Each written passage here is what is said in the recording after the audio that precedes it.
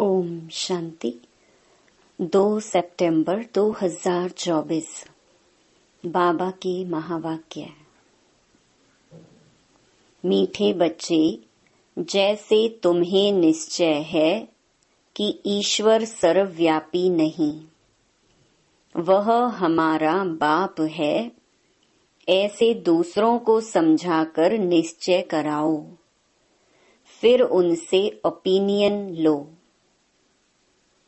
प्रश्न: बाप अपने बच्चों से कौन सी बात पूछते हैं जो दूसरा कोई नहीं पूछ सकता है? उत्तर: बाबा जब बच्चों से मिलते हैं तो पूछते हैं, बच्चे पहले तुम कब मिले हो? जो बच्चे समझे हुए हैं वह झट कहते हैं, हाँ बाबा, हम 5000 वर्ष पहले आपसे मिले थे। जो नहीं समझते हैं वह मूंझ जाते हैं। ऐसा प्रश्न पूछने का अक्ल दूसरे किसी को आएगा भी नहीं। बाप ही तुम्हें सारे कल्प का राज समझाते हैं। ओम शांति। रूहानी बच्चों प्रति रूहानी बेहद का बाप समझाते हैं, यहाँ तुम बाप के सामने बैठे हो। घर से निकलते ही इस विचार से हो कि हम जाते हैं शिव बाबा के पास, जो ब्रह्मा के रथ में आकर हमको स्वर्ग का वर्षा दे रहे हैं। हम स्वर्ग में थे, फिर 84 का चक्कर लगाकर अभी नरक में आकर पड़े हैं। और कोई भी सत्संग में किसकी बुद्धि में यह बातें नहीं होंगी। तुम जानते हो हम शिव बाबा के पास जाते हैं, जो इस रथ में आकर पढ़ाते भी हैं। वो हम आत्माओं को साथ ले जाने आए हैं। बेहद के बाप से जरूर बेहद का वर्षा मिलना है। यह तो बाप ने समझाया है कि मैं सर्वव्यापी नहीं हूँ। सर्वव्यापक तो 5 विकार हैं, तुम्हारे में भी 5 विकार हैं, इसलिए तुम महान दुखी हुए हो। अब ईश्वर सर्वव्यापी नहीं है, यह ओपिनियन जरूर लिखवाना है। तुम बच्चों को तो पक्का निश्चय है कि ईश्वर बाप सर्वव्यापी नहीं है। बाप सुप्रीम बाप है, सुप्रीम टीचर गुरु भी है। बेहद का सद्गति दाता है, वही शांति देने वाला है। और कोई जगह ऐसे ख्याल कोई नहीं करता है कि क्या मिलना है। सिर्फ कन्नरस, रामायण, गीता आदि जाकर सुनते हैं। बुद्धि में अर्थ कुछ नहीं। आगे हम परमात्मा सर्वव्यापी कहते थे, अब बाप समझाते हैं यह तो झूठ है। बड़ी ग्लानि की बात है। तो यह ओपिनियन भी बहुत जरूरी है। आजकल जिनसे तुम ओपनिंग आदि कराते हो वह लिखते हैं, ब्रह्मा कुमारियां अच्छा काम करती हैं, बहुत अच्छी समझानी देती हैं, ईश्वर को प्राप्त करने का रास्ता बताती हैं। इससे लोगों के दिल पर सिर्फ अच्छा असर पड़ता है। बाकी यह ओपिनियन कोई भी नहीं लिख कर देते कि दुनिया भर में जो मनुष्य कहते हैं ईश्वर सर्वव्यापी है, यह बड़ी भूल है। ईश्वर तो बाप टीचर गुरु है। एक तो मुख्य बात है यह। दूसरा फिर ओपिनियन चाहिए कि इस समझाने से हम समझते हैं गीता का भगवान श्री कृष्ण नहीं है। भगवान कोई मनुष्य या देवता को नहीं कहा जाता है। भगवान एक है, वह बाप है। उस बाप से ही शांति और सुख का वर्षा मिलता है। ऐसी ओपिनियन लेना है। अभी जो तुम ओपिनियन लेते हो वह कोई काम की नहीं लिखते हैं। हाँ, इतना लिखते हैं कि यहाँ शिक्षा बहुत अच्छी देते हैं। बाकी मुख्य बात जिसमें ही तुम्हारी विजय होनी है वह लिखाओ कि यह ब्रह्मा कुमारियां सत्य कहती हैं कि ईश्वर सर्वव्यापी नहीं है। वह तो बाप है, वही गीता का भगवान है। बाप आकर भक्ति मार्ग से छुड़ाए ज्ञान देते हैं। यह भी ओपिनियन जरूरी है कि पतित पावनी पानी की गंगा नहीं परंतु एक बाप है।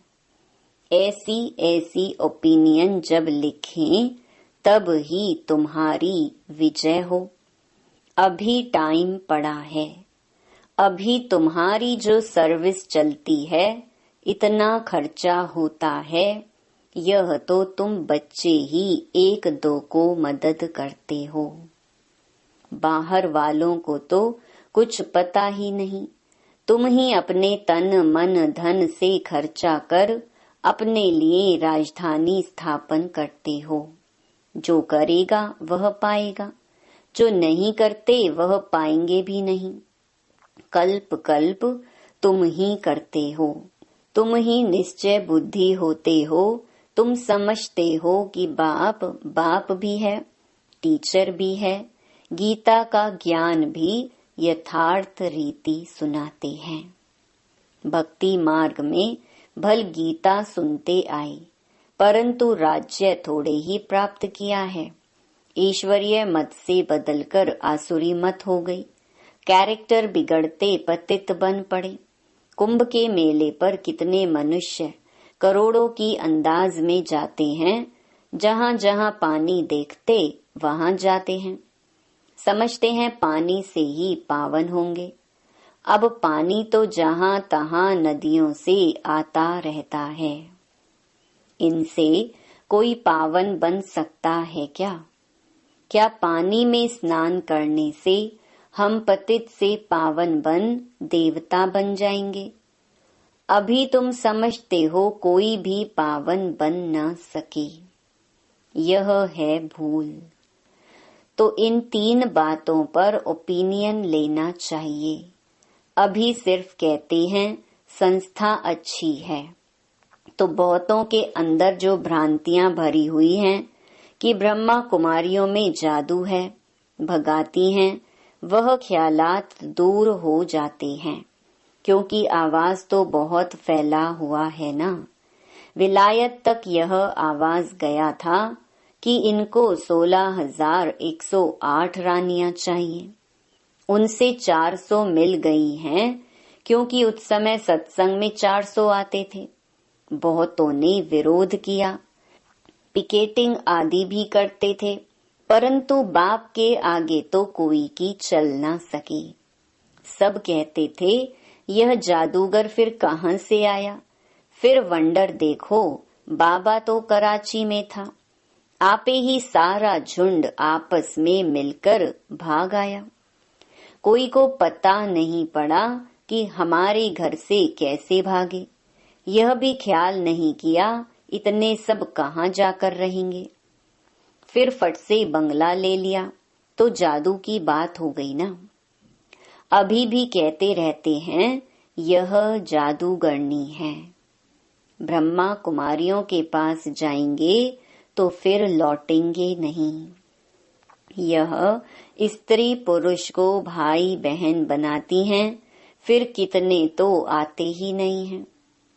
अभी तुम्हारी प्रदर्शनी आदि देखकर वह जो बातें बुद्धि में बैठी हुई हैं, वह दूर होती हैं। बाकी बाबा जो ओपिनियन चाहते हैं वह कोई नहीं लिखते। बाबा को वह ओपिनियन चाहिए। यह लिखें कि गीता का भगवान श्री कृष्ण नहीं है। सारी दुनिया समझती है श्री कृष्ण भगवानो वाच, परंतु श्री कृष्ण तो पूरे 84 जन्म लेते हैं। शिव बाबा है पुनर्जन्म रहित। तो इसमें बहुतों की ओपिनियन चाहिए। गीता सुनने वाले तो ढेर के ढेर हैं, फिर देखेंगे यह तो अखबार में भी निकल पड़ा है। गीता का भगवान परम पिता परमात्मा शिव है। वही बाप टीचर सर्व का सद्गति दाता है। शांति और सुख का वर्षा सिर्फ उनसे मिलता है। बाकी अभी तुम मेहनत करते हो, उद्घाटन कराते हो, सिर्फ मनुष्यों की भ्रांतियां दूर होती हैं, समझानी अच्छी मिलती है। बाकी बाबा जैसे कहते हैं वह ओपिनियन लिखें। मुख्य ओपिनियन है यह।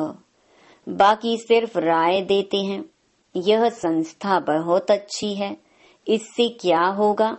हाँ, आगे चल जब विनाश और स्थापना नजदीक होगी तो तुमको यह ओपिनियन भी मिलेंगे। समझकर लिखेंगे। अभी तुम्हारे पास आने तो लगे हैं ना। अभी तुमको ज्ञान मिला है, एक बाप के बच्चे हम सब भाई भाई हैं। यह किसी को भी समझाना तो बहुत सहज है। सब आत्माओं का बाप एक सुप्रीम बाबा है, उनसे जरूर सुप्रीम बेहद का पद भी मिलना चाहिए। 5,000 वर्ष पहले तुमको मिला था। वो लोग कलयुग की आयु लाखों वर्ष कह देते हैं, तुम 5,000 वर्ष कहते हो, कितना फर्क है। बाप समझाते हैं 5,000 वर्ष पहले विश्व में शांति थी। यह एम ऑब्जेक्ट सामने खड़ी है, इनके राज्य में विश्व में शांति थी। यह राजधानी हम फिर स्थापन कर रहे हैं। सारे विश्व में सुख शांति थी, कोई दुख का नाम नहीं था। अभी तो अपार दुख है। हम यह सुख शांति का राज्य स्थापन कर रहे हैं अपने ही तन मन धन से गुप्त रीति। बाप भी गुप्त है, नॉलेज भी गुप्त है, तुम्हारा पुरुषार्थ भी गुप्त है। इसलिए बाबा गीत कविताएं आदि भी पसंद नहीं करते हैं। वह है भक्ति मार्ग। यहाँ तो चुप रहना है, शांति से चलते फिरते बाप को याद करना है और सृष्टि चक्र बुद्धि में फिराना है। अभी हमारा यह अंतिम जन्म है पुरानी दुनिया में, फिर हम नई दुनिया में पहला जन्म लेंगे। आत्मा पवित्र जरूर चाहिए। अभी तो सब आत्माएं पतित हैं। तुम आत्मा को पवित्र बनाने के लिए बाप से योग लगाते हो।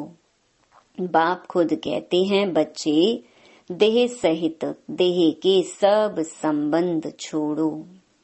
बाप नई दुनिया तैयार कर रहे हैं, उनको याद करो तो तुम्हारे पाप कट जाएं। अरे बाप जो तुमको विश्व की बादशाही देते हैं, ऐसे बाप को तुम भूल कैसे जाते हो। वह कहते हैं, बच्चे यह अंतिम जन्म सिर्फ पवित्र बनो।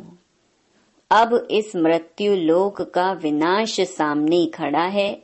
यह विनाश भी हूबहू 5,000 वर्ष पहले ऐसे ही हुआ था। यह तो स्मृति में आता है ना। अपना राज्य था तो दूसरा कोई धर्म नहीं था। बाबा के पास कोई भी आता है तो उससे पूछता हूँ, आगे कब मिले हो।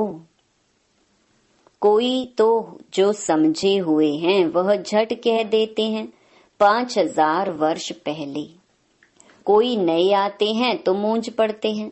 बाबा समझ जाते हैं कि ब्राह्मणी ने समझाया नहीं है। फिर कहता हूँ, सोचो तो स्मृति आती है। यह बात और तो कोई भी पूछ न सके। पूछने का अक्ल आएगा ही नहीं। वह क्या जाने इन बातों से।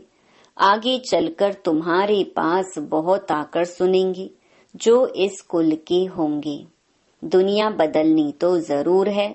चक्कर का राज तो समझा दिया है, अब नई दुनिया में जाना है। इस पुरानी दुनिया को भूल जाओ। बाप नया मकान बनाते हैं तो बुद्धि उसमें चली जाती है। पुराने मकान में फिर ममत्व नहीं रहता है। यह फिर है बेहद की बात। बाप नई दुनिया स्वर्ग स्थापन कर रहे हैं, इसलिए अब इस पुरानी दुनिया को देखते हुए भी नहीं देखो। ममत्व नई दुनिया में रही। इस पुरानी दुनिया से वैराग्य, वह तो हठ योग से हद का संन्यास कर जंगल में जाकर बैठते हैं। तुम्हारा तो है सारी पुरानी दुनिया से वैराग्य। इसमें तो अथाह दुख है। नई सतयुगी दुनिया में अपार सुख है, तो जरूर उनको याद करेंगे। यहाँ सब दुख देने वाले हैं। माँ बाप आदि सब विकारों में फंसा देंगे। बाप कहते हैं काम महाशत्रु है, उनको जीतने से ही तुम जगत जीत बनेंगे। यह राजयोग बाप सिखलाते हैं, जिससे हम यह पद पाते हैं।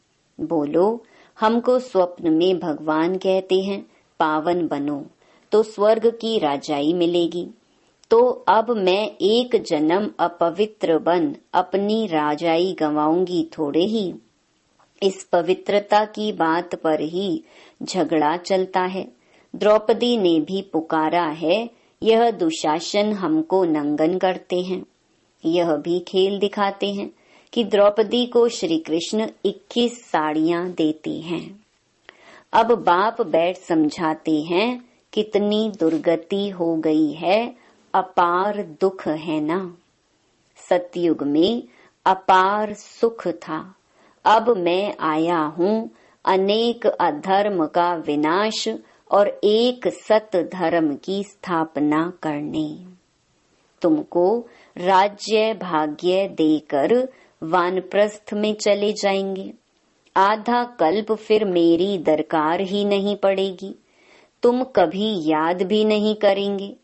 तो बाबा समझाते हैं तुम्हारे लिए जो सबके मन में उल्टा वाइब्रेशन है, वह निकलकर ठीक हो रहा है। बाकी मुख्य बात है ओपिनियन लिखा लो, ईश्वर सर्वव्यापी नहीं है। उसने तो आकर राजयोग सिखाया है। पतित पावन भी बाप है। पानी की नदियां थोड़े ही पावन बना सकेंगी, पानी तो सब जगह होता है। अब बेहद का बाप कहते हैं अपने को आत्मा समझो। देह सहित देह के सब संबंध छोड़ो, आत्मा ही एक शरीर छोड़ दूसरा लेती है। वह फिर कह देते आत्मा निर्लेप है। आत्मा सो परमात्मा, यह है भक्ति मार्ग की बातें। बच्चे कहते हैं बाबा याद कैसे करें? अरे अपने को आत्मा तो समझते हो ना। आत्मा कितनी छोटी बिंदी है, तो उनका बाप भी इतना छोटा होगा। वह पुनर्जन्म में नहीं आता है। यह बुद्धि में ज्ञान है। बाप याद क्यों नहीं आएगा? चलते फिरते बाप को याद करो। अच्छा बड़ा रूप ही समझो बाप का, परंतु याद तो एक को करो ना, तो तुम्हारे पाप कट जाएं। और तो कोई उपाय है नहीं। जो समझते हैं वह कहते हैं बाबा आपकी याद से हम पावन बन पावन दुनिया विश्व के मालिक बनते हैं। तो हम क्यों नहीं याद करेंगे? एक दो को भी याद दिलाना है तो पाप कट जाएं। अच्छा मीठे मीठे सिकीलधे बच्चों प्रति मात पिता बाप दादा का याद प्यार और गुड मॉर्निंग। रूहानी बाप की रूहानी बच्चों को नमस्ते। धारणा के लिए मुख्य सार। पहला, जैसे बाप और नॉलेज गुप्त है, ऐसे पुरुषार्थ भी गुप्त करना है। गीत कविताओं आदि के बजाय चुप रहना अच्छा है। शांति में चलते फिरते बाप को याद करना है। दूसरा, पुरानी दुनिया बदल रही है, इसलिए इससे ममत्व निकाल देना है। इसे देखते हुए भी नहीं देखना है, बुद्धि नई दुनिया में लगानी है। वरदान, ब्राह्मण जन्म की विशेषता को नेचुरल नेचर बनाने वाले सहज पुरुषार्थी भव। ब्राह्मण जन्म भी विशेष, ब्राह्मण धर्म और कर्म भी विशेष, अर्थात सर्वश्रेष्ठ है, क्योंकि ब्राह्मण कर्म में फॉलो साकार ब्रह्मा बाप को करते हैं, तो ब्राह्मणों की नेचर ही विशेष नेचर है। साधारण व मायावी नेचर ब्राह्मणों की नेचर नहीं। सिर्फ यही स्मृति स्वरूप में रहे कि मैं विशेष आत्मा हूँ। यह नेचर जब नेचुरल हो जाएगी, तब बाप समान बनना सहज अनुभव करेंगे। स्मृति स्वरूप सो समर्थी स्वरूप बन जाएंगे। यही सहज पुरुषार्थ है। स्लोगन, पवित्रता और शांति की लाइट चारों ओर फैलाने वाले ही लाइट हाउस हैं। ओम शांति।